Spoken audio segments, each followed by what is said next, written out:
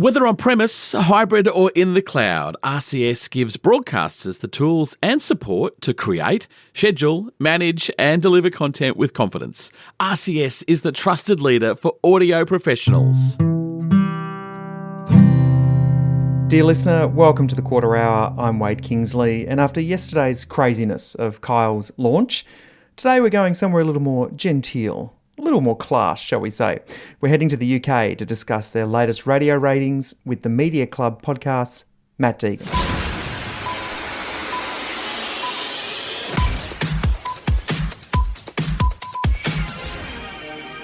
G'day, Matt. Hello, good to see you. Aren't you meant to say something stereotypically English or British? Don't know what that is. Good day. No, it's a good day, so maybe it's like good day to you, sir. Good day to you, sir. I'll take that. Good day to you, sir. Sounds about right. Now, the RAJAR, which I love saying that word, the RAJAR ratings are out. Because I feel like if you win it, you're a rager. And if you're losing, you're a rager. I think, but it works in all seasons in my mind. You have a horrible rage if it's gone terribly wrong for you. Yes, exactly. Well, it's the second survey of the year. So just remind everyone, how often do these results come out in the UK? So in the UK it's quarterly, so we have 4 of these to face every year, which seems enough. You guys do 8, which is just extreme and unnecessary. And I think actually, we're always quarterly here in the UK. And what we've talked about this a little bit before, we have a very consolidated radio market here in the country.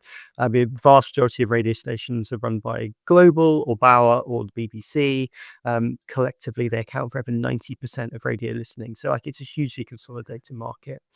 And also it's a market where there's a lot of digital radio, a lot of DAB, and the big groups have lots of spin-off stations. So you might have heard of stations like Heart and Capital.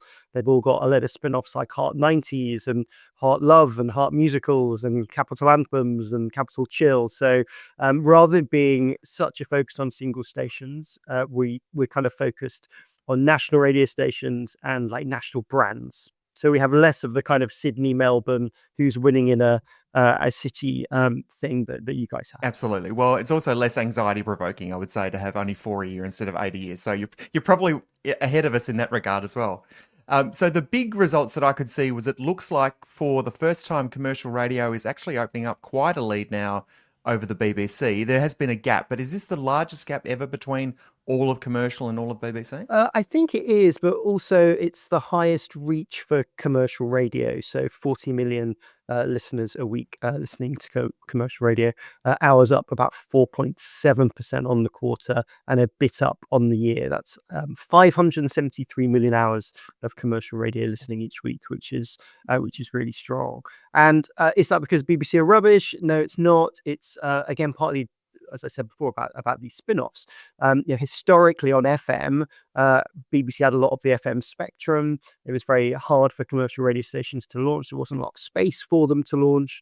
What digital radio has done is they have sort of 3 or 4 times the capacity that the BBC does. So there's just more stations. There's kind of more commercial radio out there. Also, because the BBC have been historically limited, they haven't been able to experiment. Only recently have they been allowed to launch their own spin-off stations, and so we've seen this book the second results for those. So Radio 1 has stations, Radio 1 Anthems and Radio 1 Dance. Even Radio 3, which is a bit like sort of ABC Classic, has got a spin-off station that's called Unwind, that's sort of chill out, kind of sort of public service classical music chill out station, which actually is doing very well with about 400,000 listeners. Wow. Now the main service has 2 million listeners, so already the spin-offs sort of doing well by reaching out to a new audience. So the BBC is trying to fight back and try and get a bit more share from commercial. Yeah, absolutely. And it sounds like for Radio 1 in particular, which I think is probably the brand that most Australians would be the most familiar with, it sounds like overall through these spin-off stations, they've actually got an overall share, which is pretty good. But has it come at the detriment of the main Radio 1 channel? Well, the main Radio 1 has seen a lot of decline over the last few years. Is that down to them and their programming? Is that down to the market? Is that down to youth audiences? Probably a bit of all of that. There's not kind of one thing. From a sort of Radio 1 watcher, for a long time. They're now, for the main services, under 7 million listeners. And that seems pretty bad. I mean, if you were Alid, you'd be kind of concerned about that.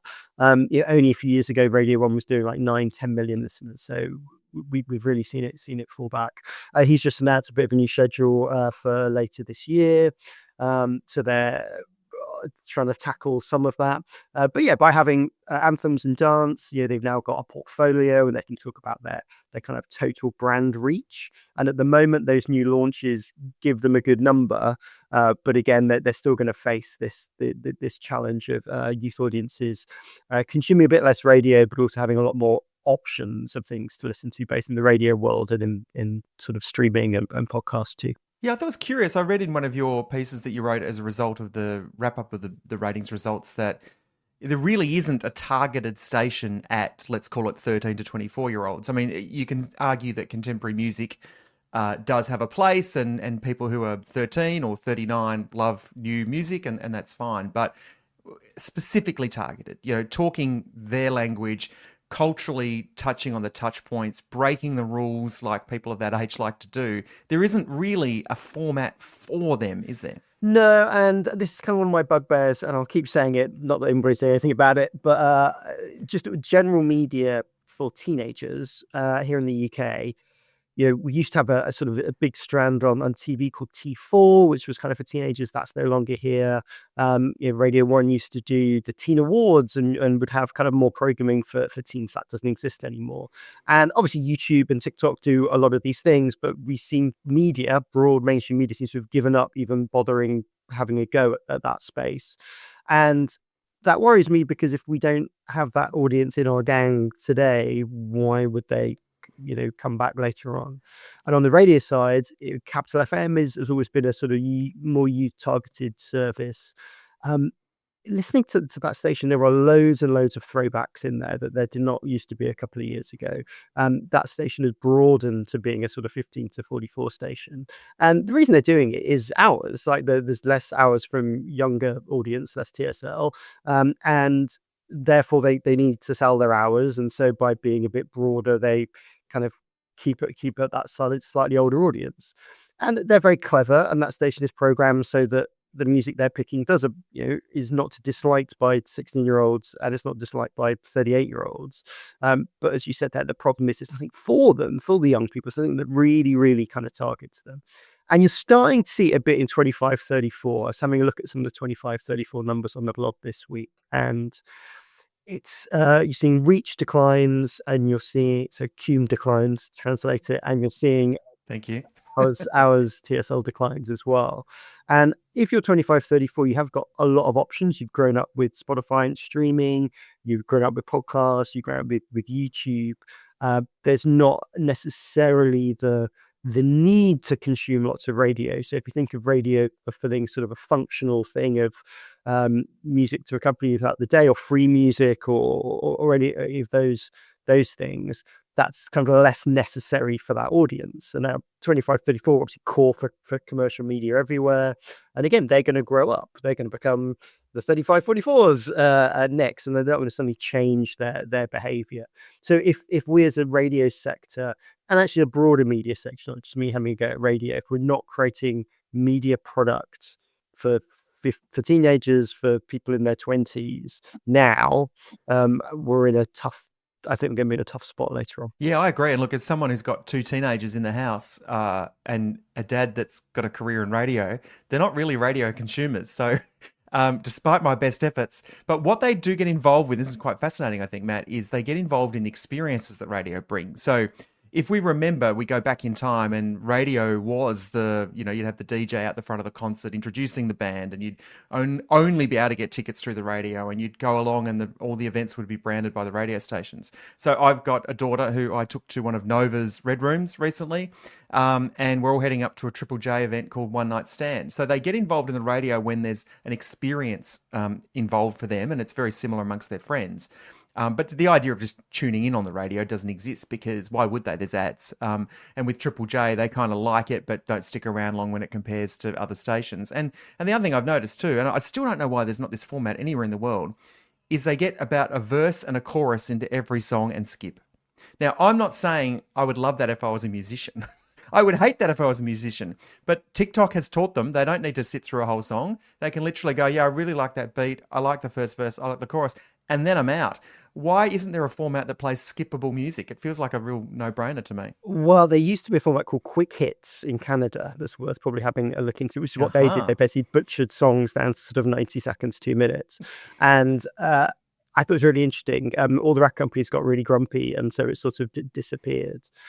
Which I thought was surprising because we butcher records on the radio all the time. You know, we have cut down versions. We've been doing that for 40 years. Maybe we've just never noticed. You know, we make them make radio edits for us.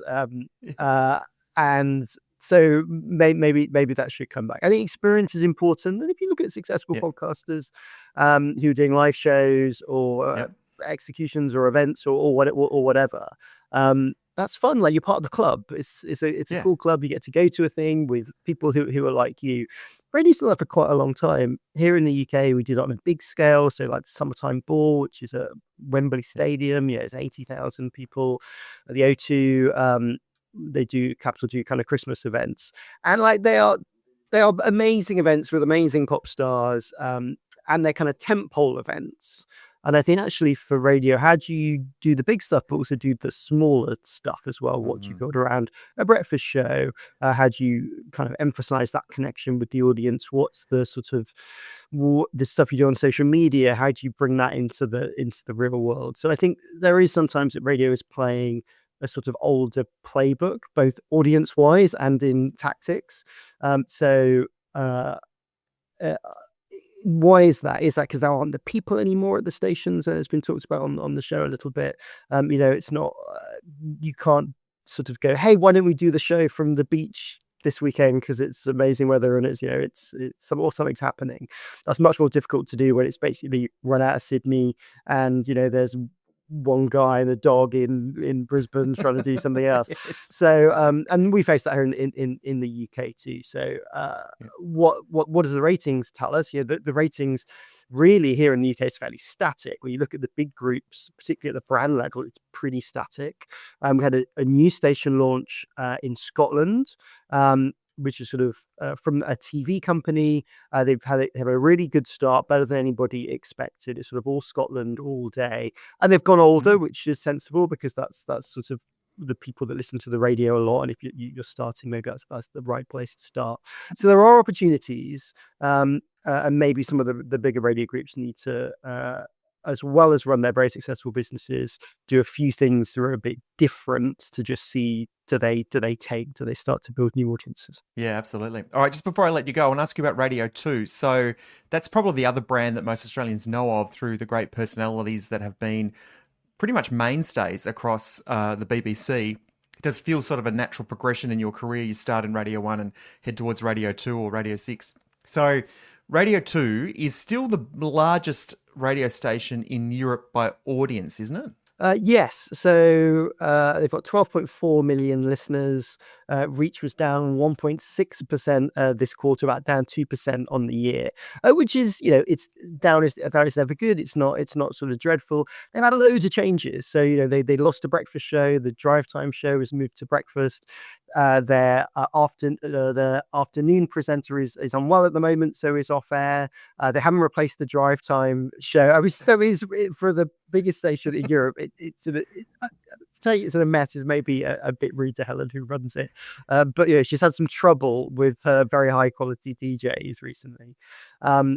But the station is so strong, even all of that doesn't really affect it. It sort of bumbles along, still doing incredibly well. Sarah Cox was on Drive. She's moved to breakfast. She's very well liked. She raised a huge amount of money a couple of years ago for one of the main charities here, doing kind of marathons across the country. So she's sort of well loved by the nation. Like all breakfast shows, it will take a while to settle in. She's sounding good. She did the Radio 1 breakfast show sort of 20 years ago, so she is used to getting up early and doing that too.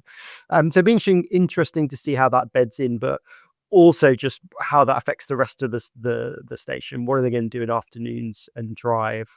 And they face quite a lot of competition from kind of newer commercial stations or commercial radio brands going nationwide, stealing some of their DJs. A guy called Ken Bruce they stole, who's doing well on Greatest Hits Radio. So they're in build mode. So both Radio 1 and Radio 2 are kind of in build mode at the moment to try and reestablish their formats and get a bit more consistent again. Sure, and we'll have to wait, 3 months then to find out how Sarah Cox has gone. This seems like a long time, man. Yes, so 3 months, 3 months for that. But again, even that's just first quarter. So Right. Trends your friend. Trends your friend. Yes, You've got to wait a little exactly. while to get that information. It does. Well, we do like how everything is just nice and steady. Everyone is really calm. They really just focus on doing the job and don't worry about the daily ups and downs of the ratings. So, good passage to you, sir. I'm trying to think of an English phrase to say all the very best. Give me something. Farewell. Farewell. Farewell. Toodle pip. How about that? Toodle pip. Yes. At a push. All right. See you later. Thanks, Matt. Matt Deegan from the Media Club podcast. It's a great podcast and you can watch it as well as listen. The Media Club, look for it on your favourite podcast platform. Back in a sec with a liner note. Great technology is only as powerful as the people using it. RCS Academy offers self-paced online training and certification across Zeta, G-Selector and Acquirer. Whether you're developing new skills, training your team or looking to get more from your RCS products, RCS Academy provides practical, industry-focused learning you can complete at your own pace. To learn more, contact RCS today. Okay, so if you've joined us for the first time in the last 24 hours or over the weekend, welcome to the Quarter Hour. Thanks for joining us. You can become a P1. It's really easy and it's free. Just go to thequarterhour.com, sign up to become a P1, and you get access to our private WhatsApp group, and we often have great discussions and polls and all sorts of stuff going off there. Sometimes we do exclusive episodes, and we also have some newsletters we send out. So jump on thequarterhour.com, become a P1 for free, and hey, you get a bit more out of the pod than everyone else. Tomorrow on the Quarter Hour, Liam is talking about Iron Chef's moment. So if you're a Game Changers listener, you know what exactly this means. If not, have a listen. It's a way of cutting up the same story across different radio stations in different ways. He's got a great example of something that happened on Australian radio last week. So that's tomorrow with Liam on the Quarter Hour. He'll see you then.